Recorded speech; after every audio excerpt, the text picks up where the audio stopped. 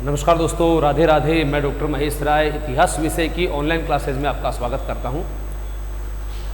दोस्तों, इतिहास सब्जेक्ट अभी हाल ही में स्कूल व्याख्याता और नेट जेआरएफ का नोटिफिकेशन आने वाला है और दोनों ही एग्ज़ाम निकट भविष्य में हैं।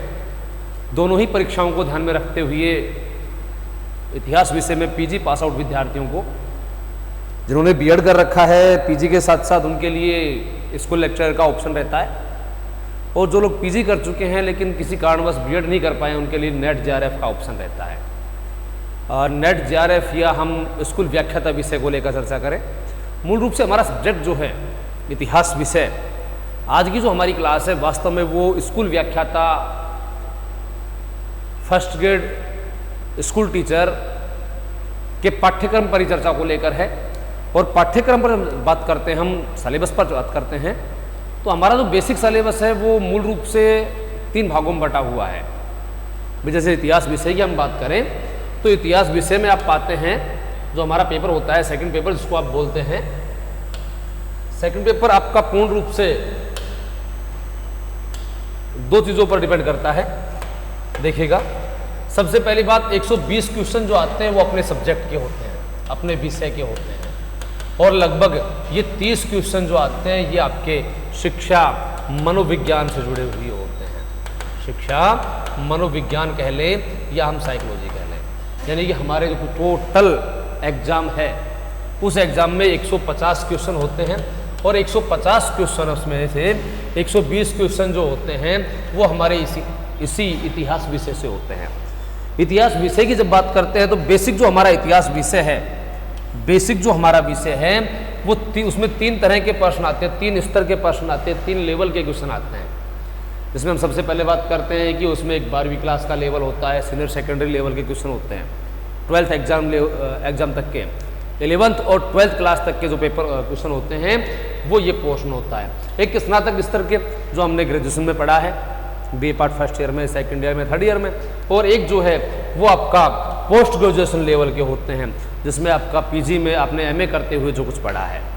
क्या क्या टॉपिक हमारे 12वीं लेवल के हैं, सीनियर सेकेंडरी लेवल के हैं, क्या क्या टॉपिक हमारे ग्रेजुएशन लेवल के हैं, और क्या क्या टॉपिक जो हमारे वो पोस्ट ग्रेजुएशन लेवल के हैं, हम सभी पर चर्चा करने वाले हैं।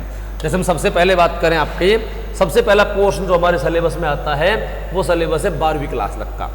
किसकी बात करते हैं हम? 12वीं क्लास तक का जो लेवल है हमारा, समझिएगा, आराम से देखिएगा। 12वीं क्लास की जब हम बात करते हैं तो हमारे सामने पहला पोर्शन आता है, वो पोर्शन है आपका प्राचीन भारतीय इतिहास के स्रोत। मैंने हिंदी इंग्लिश दोनों में उपलब्ध करवाने का प्रयास किया, क्योंकि कुछ विद्यार्थियों को इंग्लिश से हिंदी में कन्वर्ट करने में दिक्कत आती है, और कुछ इंग्लिश मीडियम के विद्यार्थी होते हैं उनको हिंदी में दिक्कत आती है। Source of ancient Indian history, source of ancient Indian literacy, archaeological, foreign travels and accounts. प्राचीन भारतीय इतिहास जानने के स्रोत, जिनमें साहित्यिक पढ़ना है आपको, पुरातात्विक पढ़ना है, और विदेशी यात्रियों के यात्रा वृत्तांत को पढ़ना है। देन टॉपिक जो है सरस्वती एंड सिंधु सिविलाइजेशन, सिंधु सरस्वती सभ्यता, इसको सिंधु घाटी सभ्यता या हड़प्पा सभ्यता कहते हैं। क्या कहते हैं? हड़प्पा सभ्यता। और इसकी उत्पत्ति की बात करेंगे, इसकी उत्पत्ति की बात करेंगे, इसके विस्तार को लेकर बात करेंगे, इसके पतन को लेकर बात करेंगे, और इसके पुरातात्विक स्थलों को लेकर चर्चा करने वाले हैं। यानी कि पूरी सिंधु घाटी सभ्यता हमारे जो है वो 12th लेवल तक की रहेगी। भी हमारे प्राचीन भारतीय इतिहास जानने के स्रोत जो हैं वो आपको 12वीं क्लास तक की बुक से पढ़ने हैं, और सिंधु घाटी सभ्यता पूरी की पूरी 12वीं क्लास तक की बुक को लेकर पढ़नी है। अब हम आगे चर्चा करें, नेक्स्ट टॉपिक हमारा क्या है, देखिएगा। नेक्स्ट हमारा आता है टॉपिक, वो टॉपिक है आपका एज ऑफ महाजनपद, महाजनपद काल। एज ऑफ महाजनपद अर्थात महाजनपद काल, राइज ऑफ मगध साम्राज्य। कौन सा साम्राज्य? मगध साम्राज्य का उद्भव, जिसमें हर्यक वंश को पढ़ना है, शिशुनाग वंश को पढ़ना है, और नंद वंश को। यानी कि 12वीं क्लास की बुक से वैदिक काल नहीं लिया गया है। सिंधु घाटी सभ्यता के बाद सीधा महाजनपद काल है, और महाजनपद काल के बाद सीधा मौर्य काल है। मौर्य काल की स्थापना, मौर्य काल का विस्तार, मौर्य काल का प्रशासन, अर्थव्यवस्था, कला और संस्कृति, पूरा मौर्य काल, सिंधु घाटी सभ्यता, महाजनपद काल, मौर्य काल, ये पूरा का पूरा आपको 12th लेवल तक पढ़ना है, यानी कि 12वीं क्लास तक की बुक से पढ़ना होगा। देन आगे हम क्रम से चर्चा करें, देखिएगा नेक्स्ट टॉपिक हमारा क्या है भाई, दिल्ली सल्तनत। लेकिन राजपूत काल इसमें शामिल नहीं किया, राजपूत काल जो ग्रेजुएशन और अपर ग्रेजुएशन लेवल में चला गया है। दिल्ली सल्तनत है, दिल्ली सल्तनत आपको 12वीं क्लास की बुक से पढ़ना है। देन उसके बाद दिल्ली सल्तनत की हम बात करें, दिल्ली सल्तनत की स्थापना है, इसका विस्तार है, इसका प्रशासन है, इसका जो शासन है, सिस्टम जो है, इसकी मिलिट्री यानी कि सैनिक है, इसकी संस्थाएं हैं, एंड लैंड रेवेन्यू यानी कि भू राजस्व व्यवस्था जो कुछ है, इकता प्रणाली है ड्यूरिंग सल्तनत काल। सल्तनत काल में, सल्तनत काल का आपको स्थापना देखना है, विस्तार देखना है, प्रशासन है, व्यवस्था है, सेना है, संगठन है। सल्तनत के दौरान जो भू राजस्व और इकता प्रणाली है, ये सल्तनत काल पूरा का पूरा जो है आपको 12th क्लास की बुक से पढ़ना पड़ेगा। आपको ग्रेजुएशन और पोस्ट ग्रेजुएशन लेवल की बुक में आपको इस कालखंड को देखने की आवश्यकता नहीं है। नेक्स्ट हम बात करें आपका, तो नेक्स्ट टॉपिक हमारा कौन सा है भाई, नेक्स्ट है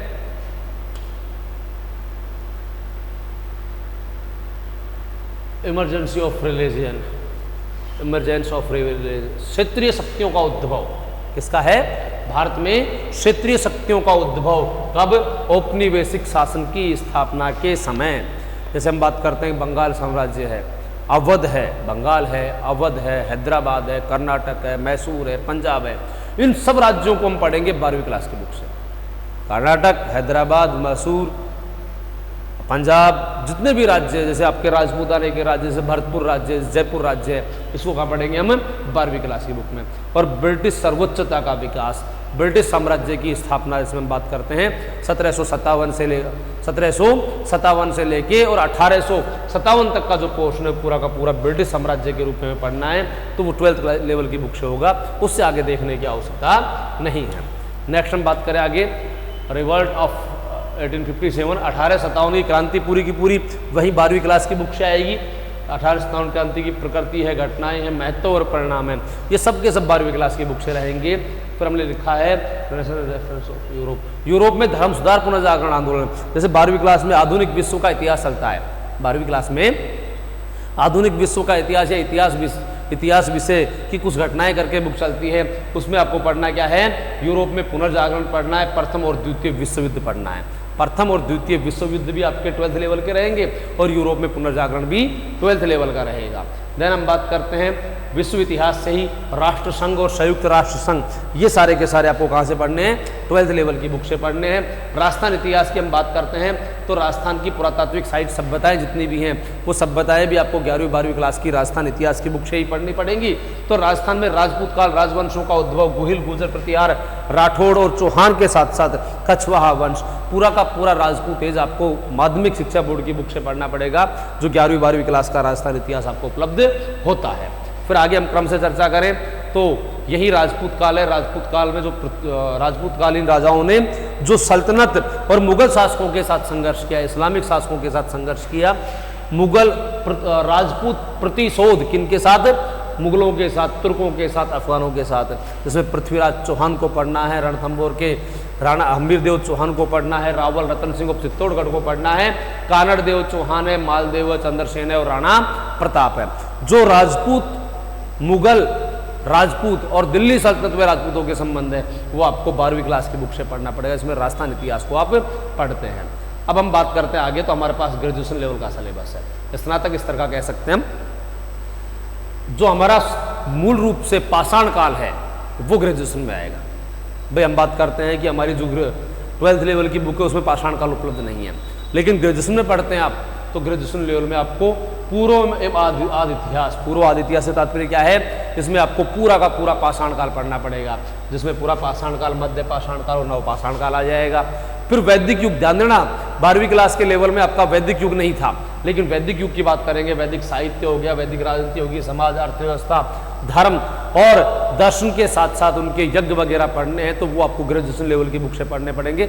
12वीं क्लास की बुक में वैदिक साहित्य सम्मिलित नहीं है, 12वीं क्लास के लेवल में वैदिक साहित्य सम्मिलित नहीं है।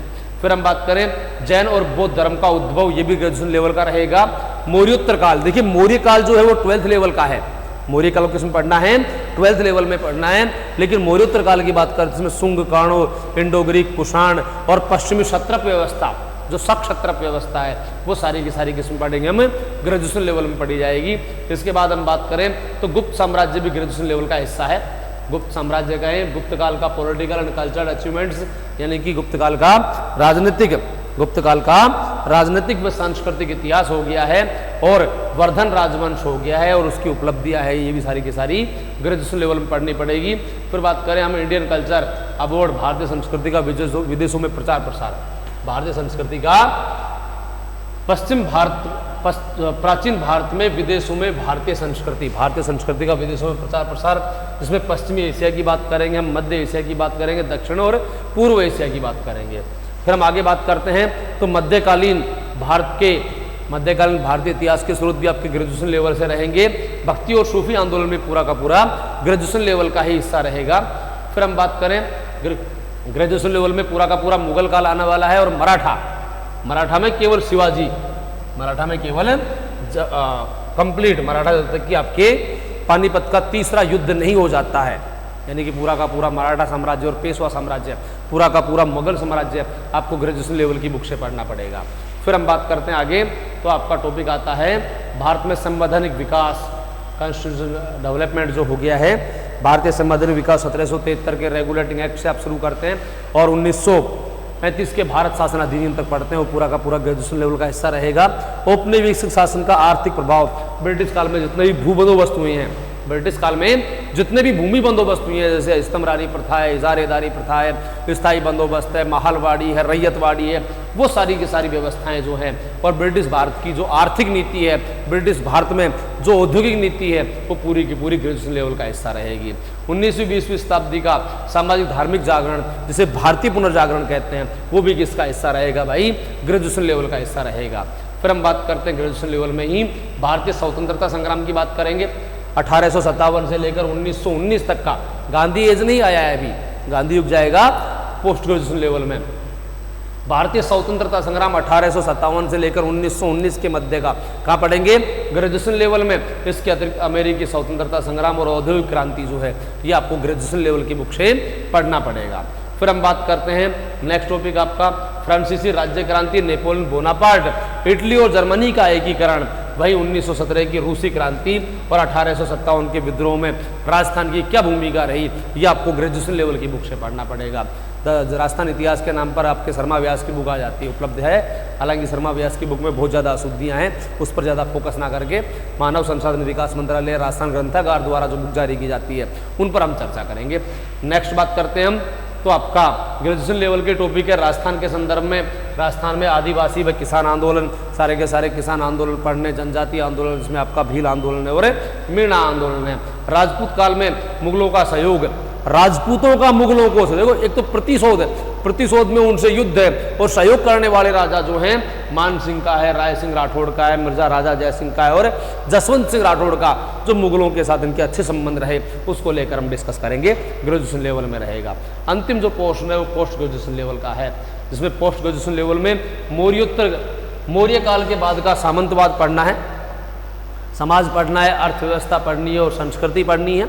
दक्कन भारत के जो साम्राज्य हैं, जैसे सातवाहन पढ़ेंगे, संगम पढ़ेंगे, संगम युग पढ़ेंगे, चालुक्य पढ़ेंगे, पलवल पढ़ेंगे, चोल पढ़ेंगे, राष्ट्रकूट पढ़ेंगे।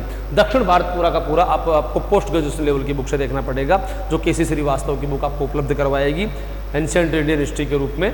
देन हम बात करते हैं तो आपके प्रारंभिक मध्यकाल के दौरान समाज और संस्कृति, हरिश्चंद्र वर्मा की बुक है जो पूर्व मध्यकाल के रूप में आती है, उसमें ये टॉपिक आपको उपलब्ध होगा। और मुगलों की प्रशासनिक व्यवस्था, राजस्व व्यवस्था, मनसबदारी और जागीरदारी, ये वही आपकी हरिश्चंद्र वर्मा का जो मध्यकाल आता है, उस बुक से आप कंडक्ट कर पाएंगे पूरे मैटर को। फिर हम बात करते हैं आपका मध्यकालीन भारत में आर्थिक एवं सामाजिक सांस्कृतिक जीवन, वही मैंने बताया कि मध्यकालीन बुक हरिश्चंद्र वर्मा का मध्यकाल पढ़ेंगे आप। भारत में सामाजिक सुधार और दलित महिलाओं का उत्थान, भारत में सामाजिक सुधार और दलित महिलाओं का उत्थान, ये ब्रिटिश काल में आ जाएंगे आप। फिर बात करेंगे 19वीं सदी में शिक्षा और प्रेस का विकास, कंप्लीट एजुकेशन डेवलपमेंट पढ़ना है, प्रेस डेवलपमेंट पढ़ना है, जो कि पोस्ट ग्रेजुएशन लेवल की बुक से रहेगा। गांधी एरा जो है, गांधी युग है, राष्ट्रीय आंदोलन है, जवाहरलाल नेहरू का योगदान है, सुभाष चंद्र बोस का योगदान है, मौलाना अबुल कलाम का योगदान है, नेहरू का योगदान है, देन आपके सरदार वल्लभ भाई पटेल का योगदान है, चक्रवर्ती राजगोपालचारी का योगदान है, डॉक्टर भीमराव अंबेडकर का योगदान है। ये सारा का सारा आपको पोस्ट ग्रेजुएशन लेवल की बुक से पढ़ना पड़ेगा। यानी गांधी एरा पूरा का पूरा किस में आएगा, तो गांधी एरा टोटल किस में आएगा, पोस्ट ग्रेजुएशन लेवल में। इसके अलावा जर्मन में नाजीवाद और इटली में फांसीवाद जो है वो पूरा का पूरा पोस्ट ग्रेजुएशन लेवल में ही पढ़ेंगे। तो अरब दुनिया में जो स्वतंत्रता आंदोलन हुआ है, दक्षिण अफ्रीका की बात करें, दक्षिण पूर्वी एशिया की बात करें, इसके राष्ट्रीय आंदोलन को पढ़ेंगे तो वो भी पोस्ट ग्रेजुएशन लेवल में, और 1949 की चीनी क्रांति पढ़ेंगे तो वो भी पोस्ट ग्रेजुएशन लेवल में चली जाएगी। राजस्थान हिस्ट्री कुछ टॉपिक है पोस्ट ग्रेजुएशन लेवल के, क्योंकि एमए प्रीवियस में राजस्थान का इतिहास कंपलसरी रहता है तो उससे कुछ टॉपिक लिए गए हैं। जैसे राजस्थान के इतिहास के प्रमुख स्रोत हैं, जैसे पुरातात्विक अभिलेख हैं, सिक्के हैं, साहित्य हैं, वो सारी की सारी चीज़ें पोस्ट ग्रेजुएशन लेवल का हिस्सा रहेंगी। तो वहीं आपके राजस्थान में जागृति, सामाजिक परिवर्तन और राजनीतिक जागृति जो है, जो आपका आधुनिक राजस्थान का इतिहास है, वो पूरा का पूरा पोस्ट ग्रेजुएशन लेवल से सम्मिलित रहेगा। राजस्थान का एकीकरण है और राजस्थान का आर्ट एंड कल्चर है, ये पूरा का पूरा किसका हिस्सा रहेगा भाई, ये कंप्लीट का कंप्लीट आपका पोस्ट ग्रेजुएशन लेवल का हिस्सा रहेगा। जैसा कि मैंने आपको जानकारी दी है कि हमारा जो सिलेबस है, जिसे हम पेपर के रूप में पढ़ रहे हैं, वो पेपर आपका कुल 150 अंक का पेपर रहेगा, जिसमें से 150 प्रश्न और 300 अंक का रहेगा, जिसमें से 120 प्रश्न यानी कि 240 अंक का जो भार है वो चला जाएगा आपके कंप्लीट सब्जेक्ट पर, और 30 प्रश्न यानी कि आपके 60 अंक का जो भार है वो पूर्ण किस पे चला जाएगा, साइकोलॉजी पे चला जाएगा।